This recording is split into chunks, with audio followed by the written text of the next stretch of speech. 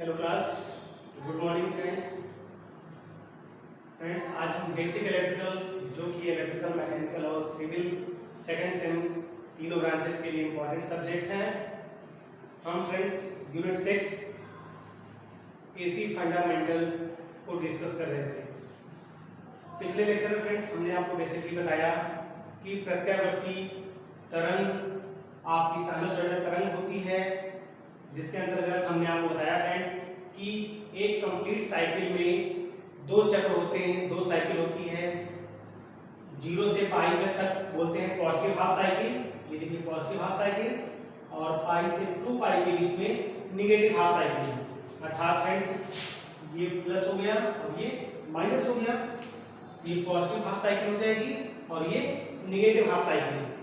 तो फ्रेंड्स हम कह सकते हैं एक प्रत्यावर्ती तरंग में धनात्मक अर्धचक्र तथा ऋणात्मक अर्धचक्र को मिलाकर एक पूर्ण चक्र बनता है। यह पूर्ण चक्र फ्रेंड्स 0 से 2 पाई के बीच में एग्जिस्ट करता है, और 0 से 2 पाई के बीच लगने वाले समय को हम क्या बोलते हैं फ्रेंड्स? Time period. तो फ्रेंड्स हमारे प्रत्यावर्ती तरंग के लिए टाइम पीरियड कितना हो जाएगा? टी। टी कहाँ से कहाँ लेंगे फ्रेंड्स? यहाँ से, देखिए यहाँ से यहाँ तक। अर्थात एक कंप्लीट साइकिल पूरा करने में जितना समय लगता है उसे हम क्या बोलते हैं? आवर्तकाल, टाइम पीरियड। टाइम पीरियड को फ्रेंड्स हम दिखा सकते हैं T = 1/f मींस फ्रीक्वेंसी। यह फ्रीक्वेंसी है। साथ ही साथ फ्रेंड्स हम ये भी जानते हैं कि प्रत्यावर्ती तरंग की फ्रीक्वेंसी कितनी होती है फ्रेंड्स? 50 हर्ट्ज। अपने इंडिया में फ्रेंड्स इसकी फ्रीक्वेंसी कितनी है? 50 हर्ट्ज। पर सेकंड लगाए गए चक्रों की संख्या को क्या बोलते हैं? आवृत्ति। और हमारे इंडिया में फ्रेंड्स एसी तरंग की फ्रीक्वेंसी कितनी होती है? 50 हर्ट्ज होती है। ठीक है फ्रेंड्स, यहाँ तक फ्रेंड्स हम पिछली क्लास में डिस्कस कर चुके हैं।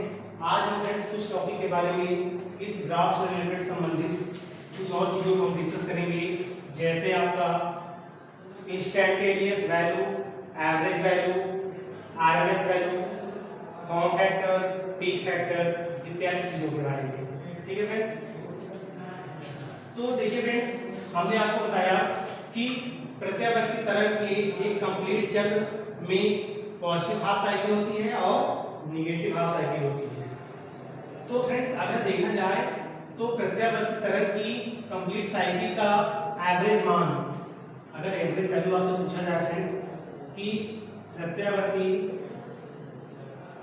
तरंग का एक पूर्ण चक्र के लिए एवरेज वैल्यू कितनी होती है फ्रेंड्स, तो फ्रेंड्स आपको जानकर ताज्जुब होगा, ये मान होता है 0। लेकिन फ्रेंड्स ध्यान दीजिएगा, और कंप्लीट साइकिल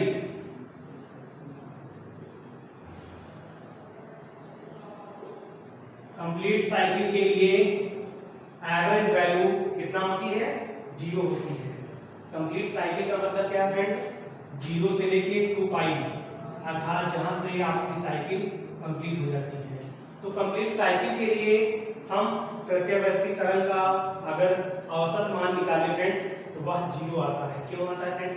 क्योंकि ध्यान से देखिए फ्रेंड्स, ग्राफ में ये जो आपका पॉजिटिव है, पॉजिटिव हाफ साइकिल और निगेटिव हाफ साइकिल का एरिया सेम होता है। ये एरिया बराबर ये एरिया सेम होता है फ्रेंड्स, और अपोजिट से होता है। ये धनात्मक एरिया है और ये ऋणात्मक एरिया है, दोनों जुड़ के एक दूसरे क्या हो जाएंगे? कैंसिल आउट हो जाते हैं। इसीलिए हम कहते हैं फ्रेंड्स प्रत्यावर्ती तरंग के एक पूर्ण चक्र के लिए औसत मान कितना होता है? 0 होता है। ये फ्रेंड्स आपसे क्वेश्चन ऑब्जेक्टिव में आएगा कि एसी धारा, एसी करंट के लिए औसत मान कितना होता है।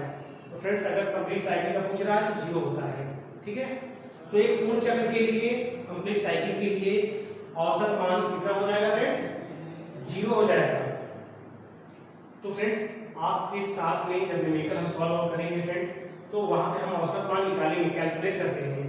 कभी कभी आपका 0 मान नहीं लिया जाता, इसका एवरेज मान दे देगा आपसे। देखिए फ्रेंड्स दे देगा आपको कि एवरेज वैल्यू से फॉर्मूला आता है फ्रेंड्स, देखिए एवरेज वैल्यू इक्वल टू दे देगा 2Im/पाई, ऐसे ही दे देगा फ्रेंड्स। क्योंकि फ्रेंड्स ये देखिए जो तरंग है करंट के लिए है, अगर यहाँ पे वोल्टेज होता तो फ्रेंड्स क्या हो जाता 2Vm/पाई हो जाता। ठीक है फ्रेंड्स, तो फॉर्मूला एक ही है, चाहे आप 2Im लिखिए और चाहे आप इसको 2Vm/पाई लिखिए, बात एक ही है। ठीक है, अब देखिए अभी हमने आपको बताया फ्रेंड्स कि एवरेज वैल्यू 0 होती है, लेकिन यहाँ पे देखिए फ्रेंड्स एवरेज वैल्यू का मान क्या दिखा रहा है, 2Vm/पाई हो गया। ऐसा क्यों? तो फ्रेंड्स आप ध्यान दीजिएगा, ये कंप्लीट साइकिल के लिए है। अगर आपसे प्रत्यावर्ती धारा स्रोत के कंप्लीट चक्र के लिए अगर औसत मान पूछे तो वो मान तो 0 होता है, लेकिन फ्रेंड्स ये जो औसत मान है फ्रेंड्स वो है हाफ साइकिल के लिए। किसके लिए है फ्रेंड्स? ये हाफ साइकिल के लिए,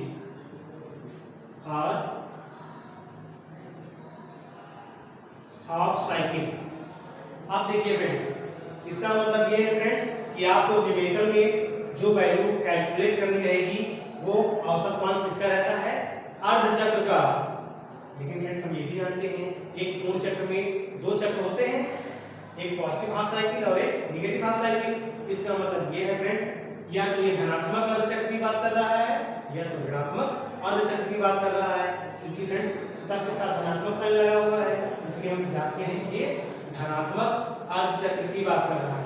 अर्थात फ्रेंड्स जो न्यूमेरिकल में और औसत मान पूछता है और साथ ही साथ इसका औसत मान हम जो कैलकुलेट करते हैं फ्रेंड्स वो किसका कैलकुलेट करते हैं, प्रत्यावर्ती धारा की अर्ध चक्र का।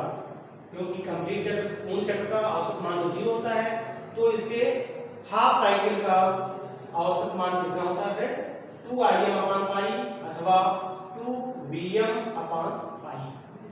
ठीक है फ्रेंड्स, ये फार्मूले फ्रेंड्स आपको एकदम याद होने चाहिए।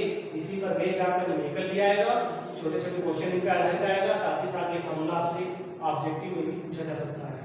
ठीक है फ्रेंड्स, तो हमने देखा भी कि प्रत्यावर्ती धारा के लिए किसी अर्ध चक्र का औसत मान, जिसको हम एवरेज वैल्यू बोलते हैं फ्रेंड्स, कितना होता है 2Im/पाई।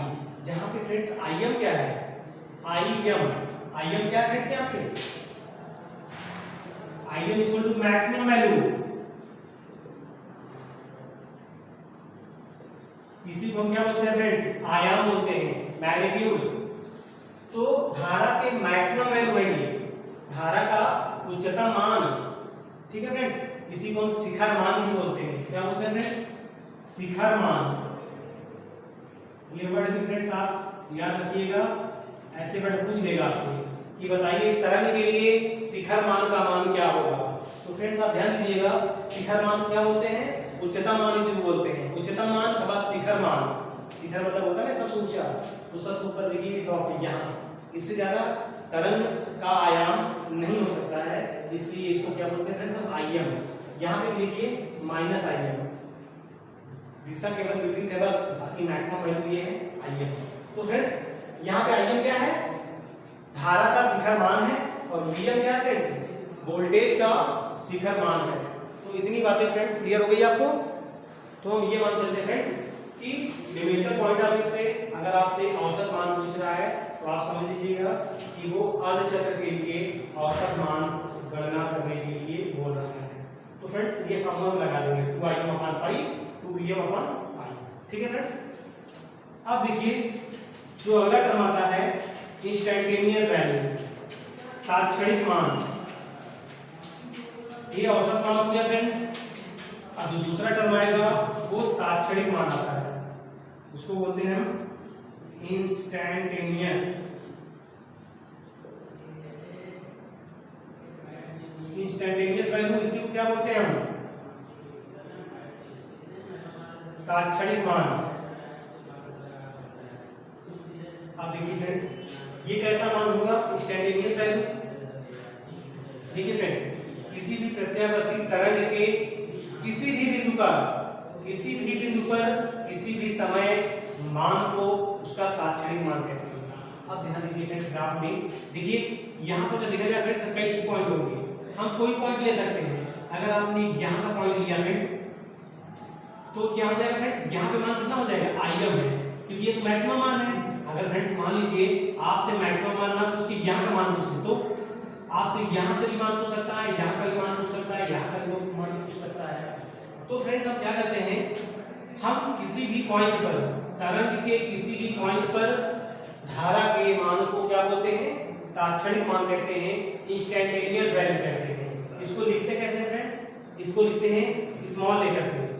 ध्यान दीजिएगा फ्रेंड्स, अगर आपने कैपिटल लेटर लिख दिया तो मैक्सिमम वैल्यू को शो करेगा, स्मॉल लेटर से लिखा है तो क्या होगा, वो तात्क्षणिक मान होता है। जैसे करंट है, यहाँ हमने कैपिटल लेटर यूज किया है तो ये क्या है, मैक्सिमम वैल्यू को शो कर रहा है। अगर आपने स्मॉल लेटर यूज कर लिया तो इंस्टेंटेनियस मान हो गया। तो फ्रेंड्स हम लेते हैं I इक्वल टू, ये फॉर्मूला आप ध्यान दीजिएगा, Im sign omega t plus five. ये फ्रेंड्स आपका स्टैंडर्ड फार्मूला है इंस्टेंटेनियस करंट के लिए, साथ ही साथ इंस्टेंटेनियस वोल्टेज के लिए भी निकाल सकते हैं हम लोग। V equal to Vm sine omega t plus five. ध्यान दीजिए फ्रेंड्स, ये प्रत्यावर्ती तरंग का स्टैंडर्ड फार्मूला होता है। ये धारा के लिए है और ये वोल्टेज के लिए। इस फार्मूले को फ्रेंड्स आप हमेशा याद करके चलेंगे, फर्स्ट ईयर से लेकर थर्ड ईयर तक यही फार्मूला आपका यूज होगा विभिन्न रूपों में। तो इसका बेसिक कहाँ से है फ्रेंड्स, इसको आप ध्यान से देखते हुए चलिए, सारे टर्म को समझते हुए चलिए। अब देखिए फ्रेंड्स, स्मॉल आई क्या है, ये है आपका तात्क्षणिक मान, धारा का इंस्टेंटेनियस वैल्यू है। आईएम क्या है, धारा का शिखर मान, उच्चतम वैल्यू है। साइन आपका है, साइन साइनसोइडल वेव है, वो साइन है। ओमेगा टी है, टाइम के साथ है फ्रेंड्स, कोणीय, जो किस कोणीय वेग से आपको घूम रही है तरंग, ठीक है, प्लस फाई। फाई क्या फ्रेंड्स, यहाँ पे फाई आपने ग्रेवा डाला, फाई फाई क्या होगा फ्रेंड्स, यहाँ पे फाई आपका कालांतर है। क्या बोलते हैं इसको फ्रेंड्स, फेज डिफरेंस। अब यहाँ पर फ्रेंड्स आप ध्यान दीजिएगा, जो वर्ड फाई है क्या दिखाता है, फेज डिफरेंस को दिखाता है, कालांतर को दिखाता है। इसका मान आपके न्यूमेरिकल में दिया रहेगा कि हमारी प्रत्यावर्ती तरंग है, उसके कालांतर का मान 60 डिग्री है, 30 डिग्री है, 90 डिग्री है, जो भी मान है फ्रेंड्स, ये कालांतर का मान दिया रहेगा पहले से ही क्वेश्चन में था।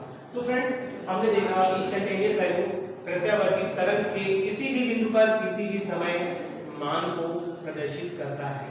इसको हम स्मॉल लेटर से रिप्रेजेंट करते हैं और इसका स्टैंडर्ड फार्मूला होता है friends, small i equal to Im sin omega t plus i. V इसका वोल्टेज का इंस्टेंटेनियस वैल्यू है, Vm sin omega t plus phi.